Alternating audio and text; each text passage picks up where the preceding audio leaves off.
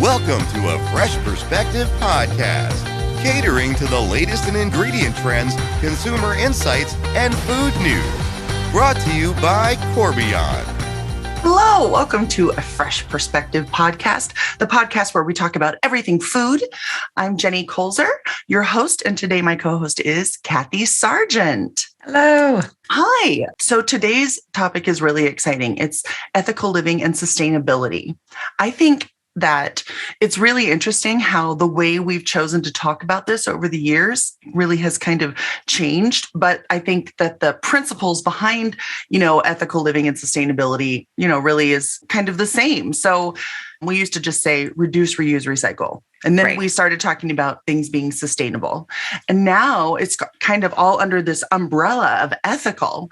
And I think it is a situation that's that large and should encompass all of the different ways to help with our planet. You're right. It's been around forever because it's so important, but it's getting so much more energy, so much more visibility, just many more levels of understanding below what ethics and sustainability, how they connect and how we can really contribute. Because you're right. It's not just reduce, reuse, recycle anymore. It's so much more. We have a wonderful expert today that I'm excited to meet. Oh, me too. Today, our guest is Diana Visser. She is the Senior Director of Sustainability at Corbion. Welcome, Diana. Hi, Jenny. Hi, Cassie. Hi, Diana. So let's kick things off by asking just a really basic question. How would you define ethical living? Yeah, ethical living, it's really about being aware of the impact of your daily choices on people, on the planet, and then to try to take decisions to have a positive impact. So, for example, decide to take the bike to work instead of the car, or maybe about, it's also about recycling, what you just mentioned, or about the different food products you purchase. Yes, it's really about being mindful about your choices. Yeah. And I think that is something that you can pull through your entire life, right? From your work life to your personal life, even down to how you cook things. Yeah, definitely. So you work for Corbion. What does Corbion do to help its customers meet their ethical living goals? How do we help them? Yeah, so at Corbion, many of our products actually have a positive impact on people or on the environment. So as an example, our food ingredients can help extend shelf life, and that can help reduce food waste. Also, we perform life cycle assessments to understand our environmental footprint. And we're really conscious about our sustainability performance, and we also share this with our customers. And try to improve together our footprint. This makes me think of Corbion's EcoVadis Platinum Sustainability Rating. Looks like, we're in the top 1% of all suppliers in our sector worldwide. So I assume you've had a lot to do with that. Could you tell us a little bit more about it? Yeah, sure. Yeah, it's really exciting. We were invited by one of our customers a few years back to participate in the EcoVadis assessment. So we did it for the first time a few years back. And the rating it covers different areas. So it looks at your environmental performance, your social performance, governance, and also how you source your raw materials. The first time we did the assessment, we had a silver score. And it really gave us a lot of ideas and direction on where we could improve. So every year we look at our score and we identify the areas where we can do better. And so year by year we've been able to increase the score, and it was really exciting to be rewarded with the platinum score last year, of course, because it shows that what we do also has an impact.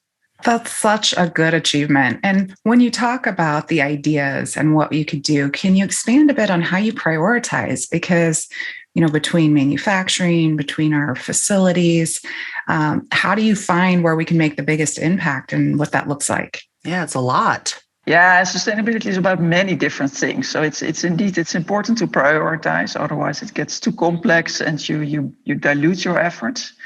So a really good way to do it is actually through this what I mentioned before, this life cycle assessment, because a life cycle assessment really helps you assess in your full value chain what your impacts are. So, for instance, if I consider Corbion, if you look at our carbon footprint, the major contributors to our carbon footprint are a few key raw materials, amongst others, the sugar that we use, and also our manufacturing. So that's all about energy.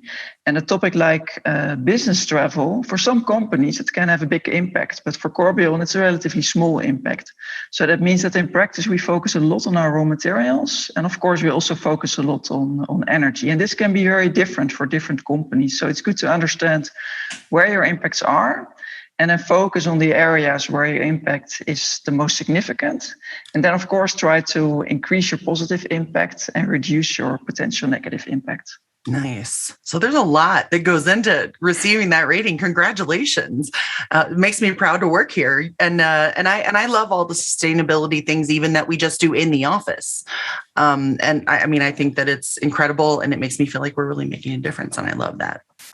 So, we talk about sustainability a lot. You hear this word a lot. It can become almost somewhat of a buzzword. So let's kind of take it back. And Diana, how do you define sustainability? Yeah, the sort of traditional definition of sustainability is the development that meets the need of people today, but doesn't compromise the ability of future generations to meet their needs. And it's really about two things. It's about living within the boundaries of the planet. Yeah, I think today we are using more than the available resources of the planet. We're basically depleting the planet. So that's one aspect of it. And the other aspect is, of course, that people need to be able to have a decent living standards, good quality of life. And it's really about meeting both those planetary goals and the people goals. It's really both topics need to be balanced.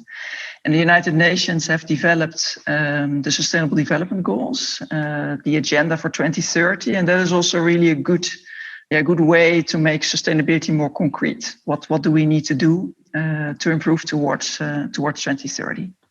Yeah, I think the first thing that you would have to do is truly define what it is you're trying to do before you can prioritize and make plans, right? So you mentioned a minute ago about sugar, and how that is one of the ways that we, sustainably work. Can you give us an example? Tell us the story of the sugar. So sugar is one of our key raw materials that we source in Thailand and in Brazil mostly. And one of the things that we do there is that we use a certification standard. So we work with Bonsucro. It's an organization that is really, it's really their goal to improve sustainability in the sugarcane value chain. So we work with them and also with other end users to jointly try to improve that standard in the sugarcane industry. So we try to increase our sourcing of Bonsucro certified sugar, and we also audit our suppliers to see where they are. We try to engage with them quite directly. So I also now of course with COVID it's a bit more challenging. It's not possible. But before I used to also travel to Thailand and to Brazil and then visit both our direct suppliers, but also the farmers that are supplying our mills with the sugarcane. So we're really ensuring that our supply chain is sustainable by going all the way down to the farmers, right? Yeah. I think that's incredible. Yeah, it's really important. Yeah, it really is. Okay, so let's play a game. Diana, I don't know if you've played with us before. I don't think so. Every podcast, we do a little game called Eat, Save, Give. And we're going to do that now. Now it's time for Eat, Save, Give, a thoughtful peek into the hearts, minds, and taste palates of our guests. Eat, Save, Give is a really fun game. We are going to give you 3 options. We're going to ask you which one you're going to eat right now, which one you're going to save for later, and which one you might give away because it might not be your favorite thing. Or maybe you just know somebody else that likes it more than you do. And we always kick it off with our guest, so you'll be first. Today's Eat, Save, Give options are maple blueberry scones, tomato and basil focaccia. I don't know if I ever pronounced focaccia right. Focaccia? Sounds good. That sounds right. Okay, great. and chocolate chunk fudge brownies. So Diana, which one are you going to eat? Which one are you going to save? Which one are you going to give away? Yeah, I would eat the focaccia. I could almost eat it right now because it's all getting close to dinner time for me. I would save the chocolate one, and I would give away the, what was the first one? The muffin. Maple blueberry scones. Yeah. Yeah. Awesome. Kathy. Interesting. I'm also all for that tomato basil focaccia. That just sounds very summer, fresh tomatoes right now. I am all in on that one. I would save my scone for the morning because it sounds really nice for a weekend, waking up with coffee, and give away the rich brownie. My kids would enjoy that much more than me, and they can handle that richness a little bit better. Excellent. So I'm going to eat the tomato basil focaccia too. Clearly, all of us need to get together and just eat bread because that's what we're all picking. It's funny. I've been growing tomatoes, and so I've been making bruschetta all the time, like every other day, because I don't want the tomatoes to go bad because they're delicious, and I just want to put that on top of my tomato basil focaccia. So I'm going to eat that right now. I'm going to save the chocolate chunk fudge brownie for later, although my kids are going to eat it before me, honestly. I could save it for myself, but it's going to be gone. And I'm going to give away scones because I think they're a little dense and I don't love them. So we're all like kind of in the same basket there. Close. Well, that was Eat, Save, Give. Thank you so much for playing. Okay, let's get back to our a couple more questions before we end our podcast today. Yes, and I actually have one. Okay, I go. love what we're hearing about, what Corbion's doing, and I work a lot with our customers and their organizations and how they think about sustainability, and even when we think about going all the way back to the farmer. But do you have any examples or any thoughts about how this translates to the consumer and, all the efforts we're putting into place? And, what we see in the baking world is consumers really want to be part of it and they want to participate. And I know you work across all of our food businesses. Have you seen any of that or experienced anything about how we can, start to talk to the consumer or seen where there's success? Yeah, I think it's. One possible way to do it is through the certification. So by making it very visible on the packaging, because that's something that a consumer can recognize. And if I think about myself as a consumer, I would look for that. For instance, now that I know more about sustainability aspects of different food products, so also in my own purchases, I would typically look for certification. Or look at what is on the packaging, what does the packaging tell me about the food product.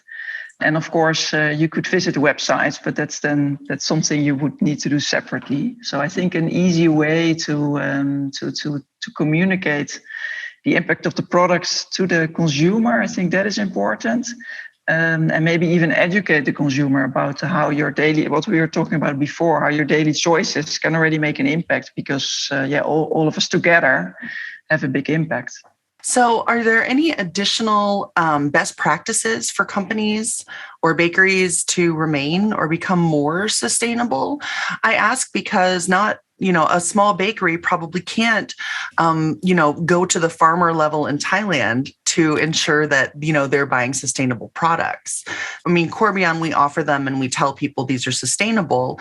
But what else can they be doing? Yeah, and I work quite a bit with the bakeries, because what we see in the grain-based space is about 30% of grain-based products are lost due to food waste.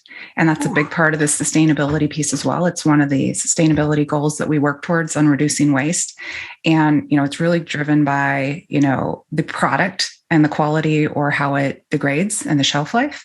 It's also just the basic consumer behavior and how they look at code dates and how we package and how we present it as whether is it just losing quality or is it really unsafe, and how we can help start to help consumers think about, can I use this in a different way because it's not at the premium quality standard it was, but it's still consumable. And then the third is really within that supply chain. And so I think, when we talk with bakers, they also focus a lot, like what Diana was describing, on sustainable sourcing and managing the raw materials coming in, but then how they run their organization. We work with them a lot in shelf life, whether it's quality and texture and freshness or preventing mold or bacterial growth, to make sure that that product doesn't get lost and that they can have more optimized distribution and operations. Many times they really would approach and engage with us because it's a business advantage to be, higher capacity, more profitable, but it's very good for sustainability as well. And those two are starting to come together in a bigger way. And, and Danny, you might have more experience also with this, is that, sustainability and putting together these programs, it's not always just at a cost. It can really help improve an organization's profitability and their business case. Do you have anything else in that area? Yeah, definitely. When we, so as Corbion, we set a carbon footprint target, which was approved by the Science Based Targets Initiative 2 years ago. And it's really helped us focus on where are the opportunities to reduce our energy consumption, our raw material consumption, also work with suppliers on where they can help us. And we really have a few examples of actually many examples that the projects that we identified that could help reduce our carbon footprint actually really had a good business case. So they actually could have paid for themselves even without the carbon footprint benefit. They would have been good investment decisions. It was just something that was never, because it was not a focus, we had never even identified it as a commercial opportunity. Incredible. Diana, thank you so much for being here today. I have enjoyed talking to you. I'm sad that we're out of time, but we are out of time. So we will see you soon, though. And I'm looking forward to the next time we get to talk to you. Thank you, Diana. This was great. Thanks. Bye-bye. Bye. So part of that conversation, Kathy, it reminded me of when I was a kid at the store, the bread tag colors were how you knew when they were on the shelf. Remember how hard that was? You had to it's green, so it's going to expire on a Thursday, which is 2 days from now. Do you remember that? Or am I do. I always thought that was just an operations thing, though. And then whenever I hear consumers talk about it, I'm like, are they just trying to guess what everybody's doing? Yeah, but I mean, it was hard to find your sell-by date on the bag at that time. And now, oh my gosh, it's so much easier to purchase, bread items and things like that. But I do remember my mom at the store, looking through the colored tag, trying to figure out which one would stay fresh as longest. We all dig to the back. I still, dig to the back of the dairy counter or the shelf or the bread. And it's like, you always assume that's the freshest one. Oh man, we've come a long way. We have more to come. No, That's I love Diana. I love having someone that's so focused on sustainability in our organization that's so committed to it. She helps us in many ways to make bigger impact. Yeah, we're so lucky to have her. I love it. Well, thanks for joining me today, Kathy. Don't forget to subscribe, follow, and check us out on thecorbioncut.com and thebakerstake.com. And we'll see you next time. Don't forget to keep creating.